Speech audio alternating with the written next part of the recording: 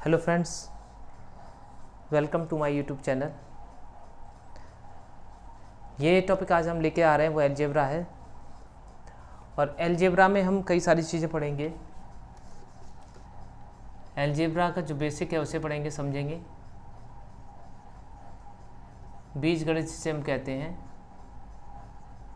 सभी एग्ज़ाम के लिए काफ़ी इम्पोर्टेंट है। एसएससी पैट जो अभी देने जा रहे हैं बहुत से बच्चे, नया एग्ज़ाम है उसके लिए भी। बाकी एसएससी के लिए तो सबसे इम्पोर्टेंट टॉपिक है ही अलजेब्रा। टैट वगैरह, सुपर टैट में भी अलजेब्रा आता है। तो और भी अदर एग्ज़ाम के लिए हम टैट जितने भी अलजेब्रा के पोर्शन होगा उसे हम कवर करेंगे यहाँ पर। और सबसे छोटी चीज़ है, बेसिक से इसको सीखेंगे। तो जिन बच्चों ने पहले कभी अलजेब्रा नहीं पढ़ा है या पढ़ा है तो अच्छी तरह से नहीं किया है, तो वो भी अच्छी तरह से इसको समझ सकते हैं। मैं जीरो लेवल से इसमें पढ़ाने की कोशिश करूँगा। देखिए, सबसे पहले हम बात कर लेते हैं अलजेब्रा बना किससे है, पहले उसके बारे में। उसके बाद हम डिग्री के बारे में बात करेंगे। ये मैंने जो बोर्ड पे लिखा है वो डिग्री के बारे में बताया गया है यहाँ पर। और डिग्री किस तरह से निकाली जाती है ये अलजेब्रा के क्वेश्चन में पूछा जाता है। तो 1 नंबर का बेसिकली क्वेश्चन बनता है कि डिग्री क्या होता है। कि हम सबसे पहले ये जानते हैं, highest power of the equation is called the degree. किसी भी वेरिएबल पावर की हाईएस्ट पावर जो होती है वही उसकी डिग्री कहलाती है। सबसे पहले हम अलजेब्रा में जब चलते हैं तो हम इसको समझेंगे अलजेब्रा क्या होता है, लेकिन उससे पहले जो टॉपिक लिखा है उसको समझ लेते हैं। डिग्री अलजेब्रा पहले तो आप समझ लीजिए 2 चीज़ों से मिलकर बना होता है, वेरिएबल और नॉन वेरिएबल से मिलकर बना होता है। वेरिएबल यानी चर और अचर राशियों से मिलकर के बना होता है। चर राशि और अचर राशि से मिलकर अलजेब्रा बना हुआ है। चर वेरिएबल को बोला जाता है, शॉर्टकट में बताता हूँ, और अचर राशियाँ नॉन वेरिएबल बोले जाते हैं। वेरिएबल का मतलब जिसमें एक्स वाई जेड डब्ल्यू, जो आपके ABCD वाले एक्स वाई जेड लिए जाते हैं नॉर्मली, ये आपके वेरिएबल चर राशियाँ बोली जाती हैं। 1 2 3 4 5 6 7 एंड सो ऑन, ये आपकी सारी की सारी अचर यानी कांस्टेंट जो वैल्यू होती है वो हमारी अचर राशियों में बोली जाती है। इनसे मिलकर के बीजगणित बना हुआ है, क्योंकि हम पूरे अलजेब्रा के अंदर एक्स वाई जेड के फॉर्म में क्वेश्चन करते हैं और जिसमें इन दोनों का मिक्सअप होकर के वो वेरिएबल बन जाता है।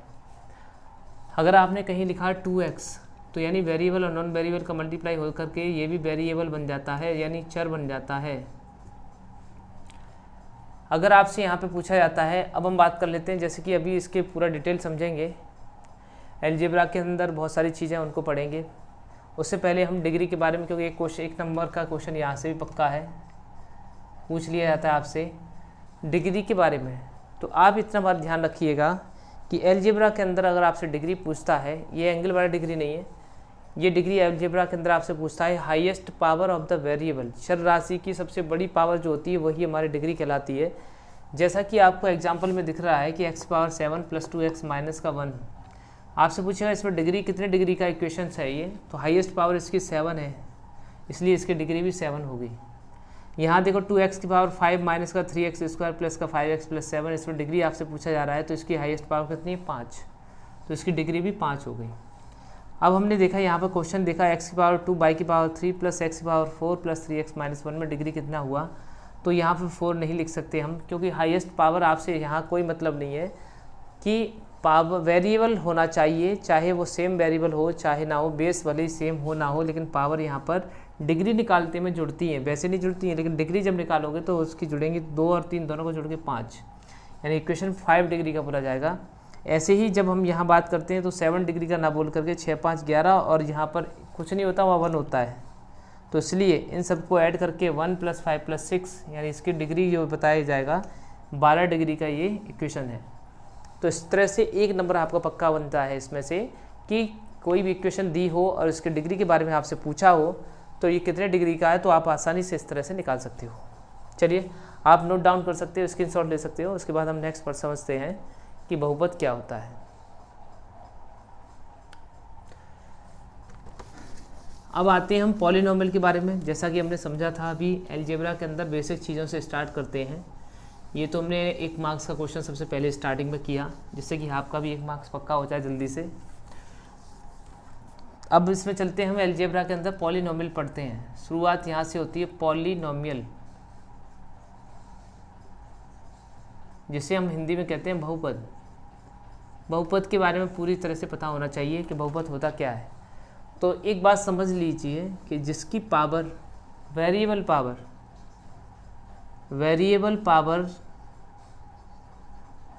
Power is will be positive and in the form of whole number, ऐसे समझ लीजिए होल नंबर।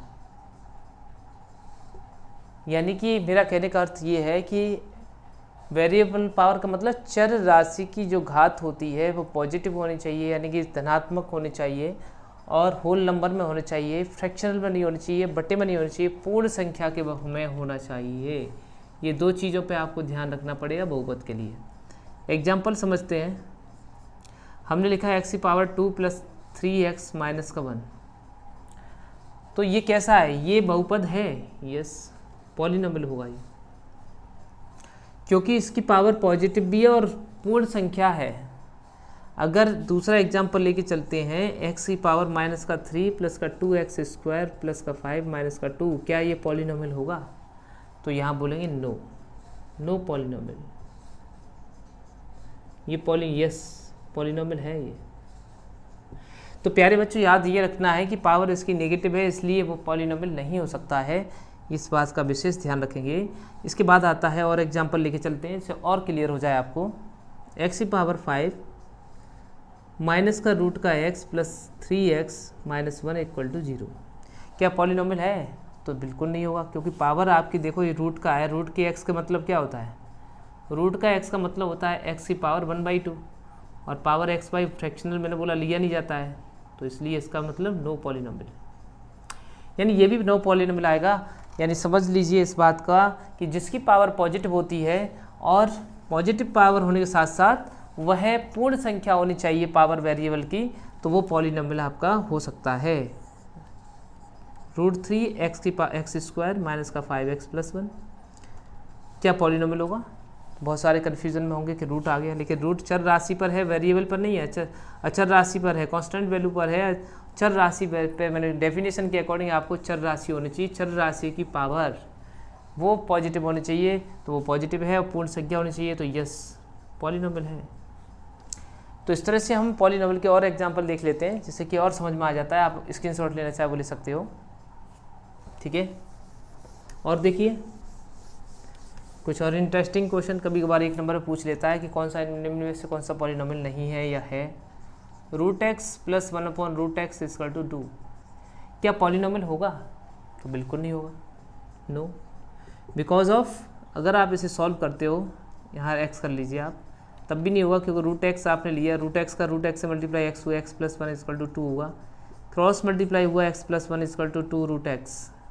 आपने देखा ये पावर जो x है, वेरिएबल पावर कैसी आ रही है? 1/2 है, फ्रैक्शनल पावर है, इसलिए नो पॉलिनोमियल, इसलिए नहीं होगा। एक और एग्जांपल लेके देखते हैं ऐसा ही, √x - 1/√x = 0, ये कि पॉलिनोमियल होगा? तो यस। देखिए कैसे, फिर से वही कंडीशन, आप जब √x लेंगे एलसीएम, इसका मल्टीप्लाई x - 1 = 0, और जब क्रॉस मल्टीप्लाई करोगे तो इसकी वैल्यू जो निकल के आएगी x - 1 आएगी = 0, क्योंकि 0 का मल्टीप्लाई √x से होगा, 0 हो जाएगा। तो ये पावर पॉजिटिव भी होगी, पावर कुछ नहीं होती, वहाँ 1 होती है, ठीक है। तो पावर पॉजिटिव भी, फ्रैक्शनल भी नहीं है, तो यस पॉलिनोमियल होगा, यानी कि ये वाला पॉलिनोमियल होगा, ये नहीं होगा। इस तरह से हमने चेक किया कि किस तरह से पॉलिनोमियल निकाला जाता है, और पॉलिनोमियल है या नहीं इसके बारे में अच्छी तरह से हमें पता लग जाएगा। तो आई होप आप लोगों को अच्छी तरह से समझ में आ रहा होगा ये सारी चीज़ें। थोड़ी थोड़ी चीज़ें हम करेंगे, और इसमें आज हम डिग्री और पॉलिनोमियल के बारे में पढ़ेंगे। नेक्स्ट वीडियो में हम इसमें आगे और भी चीज़ें पढ़ेंगे। अब समझ लेते हैं पॉलिनोमियल के टाइप। आपने पढ़ लिए पॉलिनोमियल क्या होता है। पॉलिनोमियल में डिवाइडेशन होता है, तो पॉलिनोमियल में कौन कौन सी डिवाइडेशन कितने टाइप में होता है। तो सबसे पहले बेसिक नॉलेज के आधार पर देखें तो पॉलिनोमियल मोनोमियल होता है, दूसरा आपका बाइनोमियल होता है, और तीसरा आपका होता है ट्राइनोमियल। जैसे कि नाम से पता चल रहा है, हिंदी वाले एक पदीय, एक पद से बना हुआ द्विपदीय, दो पद से बनकर बना हुआ त्रिपदीय, जिसमें 3 पद होते हैं। तो हम देखेंगे यहाँ पर जैसे हमने लिखा x हुआ, y हुआ, 2x हुआ, x² हुआ, ये सारे के सारे एग्जाम्पल आपको मोनोमियल के हैं।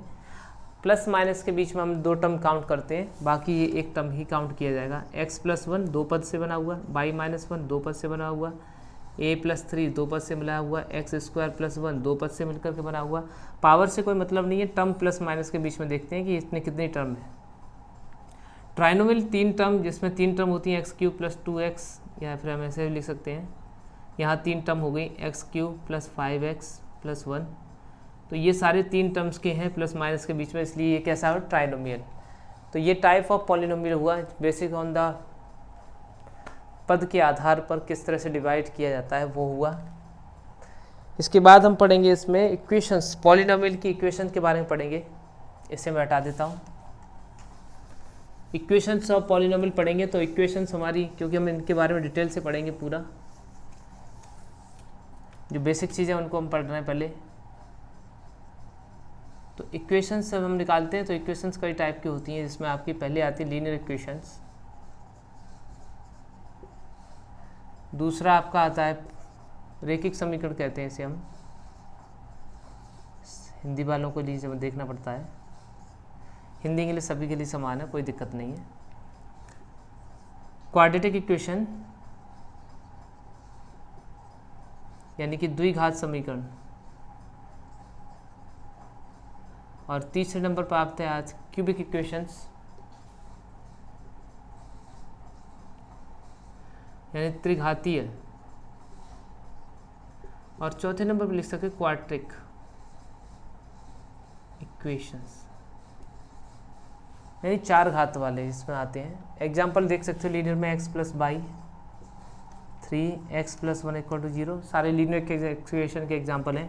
क्वाड्रेटिक में हाईएस्ट पावर जिसकी 2 होती है, जिसकी पावर हाईएस्ट 2, यहाँ पावर सिंगल पावर होनी चाहिए, एक पावर से ज़्यादा नहीं होनी चाहिए। तो यहाँ देख रहे हैं यहाँ पे एक ही एक पावर है, हाईएस्ट पावर जो होनी चाहिए यहाँ पे 2 से ज़्यादा नहीं होनी चाहिए क्वाड्रेटिक के लिए। तो ये सारे पद से कोई मतलब नहीं है, इक्वेशन आपको क्वाड्रेटिक बताना है। ये एग्जाम्पल आपके दोनों। त्रिघाती के लिए x की पावर 3 + 1 3 घात वाला, x³ - 5x² - 2x + 1 यानी 3 घात हैं इसमें, और चतुर्घात के लिए आप इस तरह से लिख सकते हो 4 पावर इसकी हाईएस्ट हो। तो ये थे हमारे पॉलिनोमियल के इक्वेशंस के बारे में। अब एक एक करके हम इनके बारे में पढ़ेंगे। आपको क्वेश्चन अलजेब्रा से कैसे पूछे जाते हैं इसके बारे में बताऊंगा मैं। पहले हमने सीखा किस तरह से पॉलिनोमियल होता क्या है, उनकी डिग्री के बारे में समझा आज के टॉपिक में। आगे के टॉपिक में और सीखेंगे अलजेब्रा के अंदर क्या क्या चीज़ें आती हैं, किस टाइप के क्वेश्चन बनते हैं, ये एक एक करके हम सीखेंगे। छोटी छोटी वीडियो मैं आपके सामने लेके आ रहा हूँ, जिससे कि आपको पढ़ने में बोरिंग ना हो। तो आज के लिए इतना ही। Thank you so much. ज़्यादा से ज़्यादा इसको देखिए, शेयर कीजिए। Thank you.